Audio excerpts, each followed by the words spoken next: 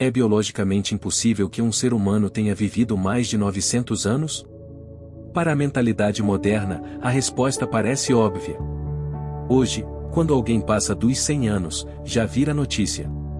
Quando chega perto dos 120, é tratado como um fenômeno raríssimo. Então, quando abrimos a Bíblia e encontramos relatos de homens como Adão, que viveu 930 anos, ou Matusalém, que chegou aos 969, a primeira reação de muita gente é pensar: isso não pode ser literal. Deve ser símbolo, mito, exagero ou algum tipo de contagem diferente. Mas será que essa é realmente a única explicação possível? Ou será que estamos olhando para o passado com os limites do nosso próprio mundo, sem considerar que as condições da Terra, do corpo humano e da própria humanidade talvez fossem muito diferentes nos primeiros capítulos da história? O livro de Gênesis apresenta uma sequência de gerações que desafia completamente a nossa experiência atual. Adão vive 930 anos. Sete vive 912. Enos chega aos 905. Cainã, Mahalalel, Jared, Enoque, Matusalém, Lameque e Noé aparecem em uma genealogia marcada por idades impressionantes. Não se trata de um caso isolado, como se apenas uma pessoa tivesse alcançado uma longevidade extraordinária. O que o texto mostra é um padrão. Antes do dilúvio, viver muitos séculos parecia ser algo comum entre os patriarcas. A própria forma como Gênesis descreve essas vidas indica continuidade, estabilidade e uma realidade muito diferente da nossa. Adão, por exemplo, não foi apenas o primeiro homem. Ele foi a primeira testemunha da criação, o primeiro a conhecer o jardim do Éden, o primeiro a ouvir diretamente a voz de Deus e também o primeiro a experimentar as consequências da queda. Durante seus 930 anos de vida, ele viu filhos, netos, bisnetos e gerações inteiras surgirem diante dos seus olhos. Isso significa que a memória da criação não precisava depender de relatos distantes e fragmentados. O próprio Adão podia contar o que havia acontecido. Ele podia falar sobre o Éden, sobre a comunhão perdida, sobre a entrada do pecado no mundo e sobre a promessa divina de redenção. Sua vida longa tinha um papel muito maior do que simplesmente impressionar leitores modernos. Ela servia como ponte viva entre o começo da humanidade e as gerações que se espalhariam pela terra. Matusalém, o homem mais longevo mencionado nas Escrituras, também carrega um significado profundo. Filho de Enoque e avô de Noé, ele viveu 969 anos, atravessando praticamente toda a era anterior ao dilúvio. Segundo uma tradição muito conhecida, sua morte teria acontecido no mesmo ano do dilúvio. Se isso for correto, Matusalém se torna uma espécie de último grande representante daquele mundo antigo, uma geração marcada por longos anos de vida, crescimento humano acelerado e também crescente corrupção moral. Sua longevidade parece simbolizar a paciência de Deus, como se a misericórdia divina ainda estivesse estendida sobre uma humanidade que caminhava cada vez mais para o juízo. Enoque, por outro lado, não viveu tanto quanto os demais patriarcas. Ele viveu 365 anos, o que, comparado aos outros nomes de Gênesis 5, parece pouco. Mas sua história é uma das mais poderosas. A Bíblia diz que Enoque andou com Deus e desapareceu, porque Deus o tomou para si. Ele não experimentou a morte da maneira comum. Isso mostra que, naquele período, a longevidade não era apenas uma questão biológica. Havia também uma dimensão espiritual. A vida, na Bíblia, nunca é tratada apenas como funcionamento do corpo. Ela está ligada à presença de Deus, à comunhão com o Criador e ao propósito original da existência humana.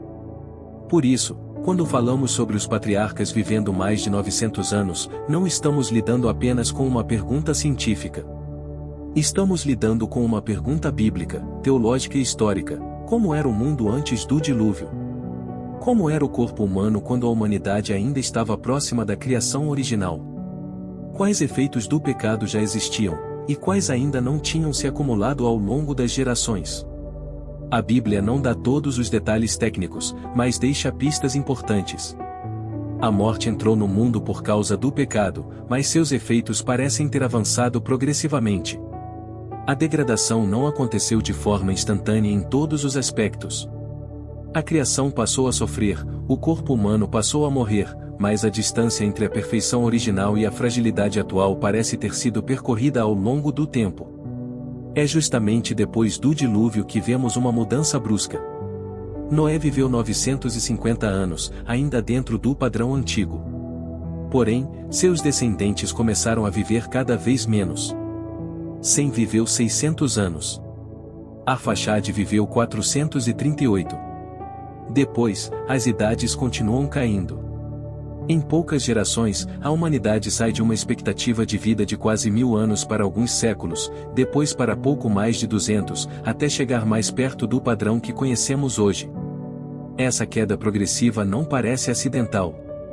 Ela acompanha uma grande transição na história bíblica, o juízo do dilúvio, a transformação do mundo e a nova realidade da humanidade após a corrupção generalizada da terra. Gênesis 6:3 é um texto central nessa discussão. Ali, Deus declara que o seu espírito não contenderia para sempre com o homem, porque ele era carne, e seus dias seriam 120 anos. Muitos entendem esse número como um limite estabelecido para a vida humana. Outros interpretam como o período de paciência divina antes do dilúvio. De qualquer forma, o texto revela uma verdade importante: a duração da vida humana não é apresentada como algo puramente natural e independente de Deus. O próprio Criador tem autoridade sobre o tempo de vida do homem. A redução da longevidade aparece conectada à maldade humana e à necessidade de conter a expansão do pecado. Uma das explicações mais comuns entre os céticos é dizer que os anos mencionados em Gênesis não eram anos como os nossos. Talvez fossem meses. Talvez fossem estações. Talvez fossem ciclos lunares ou agrícolas. Essa tentativa procura tornar os números mais aceitáveis para a mente moderna. Se Adão não viveu 930 anos, mas 930 meses, então sua idade real seria de aproximadamente 77 anos. Se Matusalém viveu 969 meses, teria passado dos 80 anos. Isso parece resolver o problema à primeira vista. Mas quando olhamos com atenção para o próprio texto bíblico, essa solução cria problemas ainda maiores. Gênesis não informa apenas a idade final dos patriarcas. O texto também diz com quantos anos eles geraram filhos e quanto tempo viveram depois disso. Adão, por exemplo, gerou Sete aos 130 anos. Se esses anos fossem meses, Adão teria tido Sete com cerca de 10 anos de idade. Outros patriarcas teriam gerado filhos ainda muito jovens, em idades biologicamente improváveis. Ou seja, trocar anos por meses não torna o texto mais coerente, pelo contrário, quebra a lógica interna da narrativa. A genealogia de Gênesis é organizada de forma precisa demais para ser reduzida a um sistema simbólico sem evidência clara. Além disso, o termo hebraico usado para ano em Gênesis é usado em outros contextos bíblicos para indicar anos comuns. Não há uma indicação no texto de que Moisés estivesse usando uma contagem alternativa. Ele não apresenta aquelas idades como poesia, parábola ou linguagem mística. A estrutura é genealógica, direta e cronológica. O texto diz que alguém viveu tantos anos, gerou determinado filho, viveu tantos anos depois e morreu. A repetição dessa fórmula transmite a ideia de registro histórico, não de alegoria. Outro ponto importante é que Moisés conhecia muito bem a expectativa de vida normal de sua época. No Salmo 90, atribuído a Moisés, é dito que os dias do homem chegam a 70 anos, ou, havendo vigor, a 80. Isso mostra que o autor bíblico sabia que a vida humana, no seu tempo, era muito menor do que as idades registradas em Gênesis. Portanto, ele não confundia uma coisa com outra. Moisés não escreveu sobre os patriarcas como se aquelas idades fossem normais em qualquer época. Ele registrou um período antigo, diferente, marcado por uma longevidade que já não era comum no tempo dele. Também é interessante notar que relatos de longevidade extrema não aparecem apenas na Bíblia. Diversas culturas antigas preservaram tradições sobre reis, heróis ou governantes que viveram ou reinaram por períodos imensamente longos em tempos remotos. A lista dos reis sumérios, por exemplo, fala de governantes anteriores a um grande dilúvio que teriam reinado por milhares de anos. Os números são muito mais exagerados do que os bíblicos, mas a existência desse padrão é curiosa. Povos antigos diferentes conservavam a memória de uma era primitiva na qual a vida, o governo e a proximidade com o divino eram descritos em termos extraordinários. Isso não prova automaticamente cada detalhe, mas mostra que a ideia de uma humanidade antiga marcada por longevidade não era exclusiva de Israel. A diferença é que a Bíblia apresenta números mais moderados e uma estrutura mais sóbria. Enquanto algumas tradições antigas falam de reinados de dezenas de milhares de anos, Gênesis fala de homens vivendo entre 700 e 900 anos, com nascimento de filhos, descendência e morte. Há grandeza, mas também há limite. Nenhum patriarca alcança a imortalidade por si mesmo. Todos morrem, com exceção de Enoque, que é tomado por Deus. A mensagem é clara: mesmo uma vida de 900 anos ainda termina diante da realidade do pecado. A longevidade é impressionante, mas não vence a morte. Só Deus pode fazer isso. Entre as explicações propostas para a longevidade dos patriarcas, uma das mais conhecidas envolve as condições ambientais antes do dilúvio. Alguns intérpretes sugerem que a Terra antediluviana possuía uma atmosfera diferente, talvez com maior proteção contra a radiação solar, clima mais estável, ausência de grandes extremos ambientais e uma qualidade de ar superior. Há quem relacione isso à descrição de Gênesis sobre uma neblina que subia da terra e regava o solo, antes da chuva aparecer no contexto do dilúvio. Dentro dessa leitura, o mundo antigo seria mais equilibrado, menos hostil ao corpo humano e mais favorável à longevidade. Essa hipótese não pode ser demonstrada em todos os seus detalhes, mas ela tenta responder a uma pergunta legítima: e se o ambiente original da Terra fosse muito menos agressivo do que o atual? Hoje sabemos que radiação, poluição, toxinas, alimentação inadequada, estresse, sedentarismo e doenças afetam profundamente o envelhecimento. Se removermos boa parte desses fatores, a saúde humana poderia ser muito diferente. Ainda assim, isso não basta para explicar 900 anos. Por isso, muitos também apontam para outro elemento, a condição genética das primeiras gerações. Segundo a narrativa bíblica, Adão foi criado diretamente por Deus. Isso significa que sua constituição original não teria surgido a partir de uma longa cadeia de imperfeições acumuladas, mas da ação criadora perfeita do Senhor. Mesmo após a queda, é possível imaginar que os primeiros seres humanos ainda carregassem uma estrutura física muito mais íntegra do que a nossa. Com o passar das gerações, mutações, doenças hereditárias e fragilidades genéticas teriam se acumulado, reduzindo progressivamente a vitalidade humana. Essa ideia combina com o padrão bíblico de queda gradual da longevidade. Quanto mais distante da criação original e mais afetada pelo pecado, menor se torna a duração da vida. A alimentação também pode ter desempenhado um papel importante. Antes do dilúvio, a dieta humana descrita em Gênesis parece estar ligada aos frutos, sementes e plantas. Não havia alimentos industrializados, conservantes químicos, excesso de açúcar refinado, agrotóxicos modernos ou toda a cadeia de contaminação que hoje marca grande parte da alimentação humana. O corpo era sustentado por uma dieta simples, natural e diretamente ligada à terra. É claro que isso, sozinho, não explica quase 1000 anos de vida, mas pode ter contribuído para uma saúde muito superior à nossa. Além da alimentação, havia o estilo de vida. A humanidade antiga vivia em contato direto com a criação. Trabalho físico, cultivo da terra, deslocamentos constantes, exposição ao ciclo natural de luz e escuridão, ausência de poluição sonora e luminosa, tudo isso formava uma rotina muito diferente da vida moderna. Hoje, muitas pessoas passam anos sentadas, dormem mal, vivem pressionadas, comem de forma irregular e respiram ar contaminado. É possível que os patriarcas tenham vivido em condições muito mais favoráveis ao equilíbrio do corpo e da mente. Outro elemento frequentemente mencionado é a água. Em um mundo menos contaminado, as fontes, rios e águas subterrâneas poderiam ter uma pureza incomparável. Hoje entendemos que a qualidade da água influencia diretamente a saúde. Metais pesados, produtos químicos, resíduos industriais e contaminações diversas afetam o organismo de formas profundas. Em um ambiente antigo, sem esse tipo de degradação, a água consumida poderia ser muito mais benéfica. Somada a um solo fértil, ar puro e alimentação natural, ela formaria um conjunto de condições que favoreceriam uma vida mais longa. Mas, por mais interessantes que sejam essas possibilidades, a Bíblia não coloca o centro da longevidade patriarcal apenas na biologia.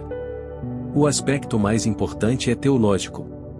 Deus tinha propósitos para permitir que os primeiros homens vivessem tantos séculos. Antes da escrita se tornar comum, a transmissão da revelação dependia da memória, da convivência e da tradição oral. Se as pessoas vivessem apenas algumas décadas, as histórias da criação, da queda, da promessa e dos primeiros atos de Deus poderiam se fragmentar rapidamente. Mas com homens vivendo centenas de anos, a transmissão era muito mais direta. A distância entre os grandes acontecimentos e seus ouvintes era menor do que imaginamos. Adão pôde falar a muitas gerações. Matusalém pôde atravessar séculos de história. Noé recebeu e carregou uma herança de memória espiritual que vinha de muito antes dele. Isso significa que o conhecimento sobre Deus não dependia de boatos distantes. Ele era preservado por testemunhas vivas, homens que tinham recebido de seus pais e ancestrais uma tradição ainda muito próxima da origem. A longevidade, nesse sentido, servia como instrumento de preservação da verdade. Também havia o propósito de povoar a terra. Deus ordenou ao homem: frutificai, multiplicai-vos e enchei a terra. Em uma humanidade recém-criada, com poucos indivíduos, uma vida longa permitiria uma multiplicação muito mais rápida. Se os primeiros homens e mulheres geravam filhos durante muitos séculos, o crescimento populacional seria intenso. Assim, a ordem divina de encher a terra se cumpriria de forma mais eficaz. A longevidade não era apenas privilégio individual, fazia parte de um plano para expandir a humanidade. Há ainda um aspecto simbólico profundo. A vida longa dos patriarcas aponta para algo que a humanidade perdeu. O homem não foi criado para morrer. A morte aparece na Bíblia como intrusa, como consequência do pecado, não como parte natural do plano original de Deus. Quando vemos homens vivendo 900 anos, estamos diante de um eco distante do Éden, uma lembrança de que a vida humana foi criada para algo muito maior do que algumas décadas de existência. Ainda assim, eles morriam. O refrão de Gênesis 5 é repetido várias vezes: e morreu. Viveu muitos anos, gerou filhos e filhas, e morreu. Essa repetição é pesada. Ela mostra que, mesmo com longevidade extraordinária, o problema da morte continuava presente. Por isso, a Bíblia não romantiza a longevidade como se viver muito fosse suficiente. Matusalém viveu mais do que todos, mas morreu. Adão viveu quase 1 milênio, mas morreu. Noé atravessou o dilúvio, viu o mundo recomeçar, mas também morreu. A verdadeira esperança bíblica não é apenas viver mais tempo neste mundo, mas receber a vida eterna que vem de Deus. Os longos anos dos patriarcas funcionam como sinais apontando para uma promessa maior, a restauração da vida em Cristo. A diminuição gradual da expectativa de vida depois do dilúvio também carrega uma mensagem espiritual. O pecado encurta, corrompe, desgasta e destrói. A separação de Deus não afeta apenas a alma, ela atinge toda a criação. O corpo envelhece, a terra sofre, os relacionamentos se quebram, a violência se espalha e a morte se torna inevitável. Quando a Bíblia mostra a vida humana ficando cada vez mais curta, ela está revelando a seriedade da queda. A humanidade não está evoluindo espiritualmente para cima por conta própria, ela está tentando sobreviver em um mundo ferido. Ao mesmo tempo, a longevidade dos patriarcas não deve ser entendida como garantia de santidade automática. Viver muito não significava necessariamente viver bem diante de Deus. A geração anterior ao dilúvio viveu muito, mas se corrompeu profundamente. Isso mostra que tempo de vida não transforma o coração por si só. Uma pessoa pode ter séculos de oportunidade e ainda assim escolher a maldade. Por isso, Deus não mede a vida apenas pela quantidade de anos, mas pela direção do coração. Enoque viveu menos do que os outros patriarcas, mas sua vida foi marcada por comunhão tão profunda que Deus o tomou para si. Ele é uma prova de que o valor da vida está em andar com Deus, não apenas em acumular anos. Essa mensagem conversa diretamente com o nosso tempo. Hoje, a humanidade continua fascinada pela possibilidade de viver mais. Cientistas pesquisam envelhecimento, empresas investem em biotecnologia, pessoas buscam dietas, suplementos, exercícios e tratamentos para prolongar a juventude. Há algo legítimo nisso, porque a vida é um dom de Deus e cuidar do corpo é importante. Mas a Bíblia nos lembra que a fonte da vida não está apenas nas células, nos genes ou na medicina. A verdadeira vida vem do Criador. Sem Deus, até 900 anos terminam em morte. Com Deus, até uma vida curta pode apontar para a eternidade. Então, como Adão viveu 930 anos? A resposta bíblica parece envolver várias camadas. Ele viveu em um mundo muito mais próximo da criação original. Tinha uma constituição física menos degradada do que a nossa. Habitava uma terra possivelmente menos hostil, com ambiente, alimentação e condições naturais diferentes. Mas, acima de tudo, viveu porque Deus permitiu. A duração da vida dos patriarcas fazia parte de um propósito divino: preservar a memória da criação, multiplicar a humanidade, revelar os efeitos progressivos do pecado e apontar para o plano maior de restauração. Para quem lê a Bíblia apenas com os olhos do presente, essas idades parecem impossíveis. Mas para quem considera o contexto bíblico completo, elas fazem sentido dentro de uma criação que começou perfeita, foi ferida pelo pecado e passou por uma transformação radical com o dilúvio. O erro talvez esteja em imaginar que o mundo antigo funcionava exatamente como o nosso. A Bíblia nos convida a enxergar a história de forma mais ampla: houve um começo glorioso, houve uma queda devastadora, houve um juízo sobre a corrupção humana e há uma promessa de restauração. No fim, a pergunta sobre Adão e Matusalém não é apenas como eles viveram tanto. A pergunta mais profunda é: por que, mesmo vivendo tanto, eles ainda morreram? Essa é a questão que conduz toda a narrativa bíblica. A morte entrou por causa do pecado, mas Deus não abandonou a humanidade à sua própria decadência. Desde o Éden, ele apontou para uma promessa. Ao longo das gerações, preservou sua revelação. Por meio de Noé, guardou a humanidade do desaparecimento total. Por meio de Abraão, formou um povo.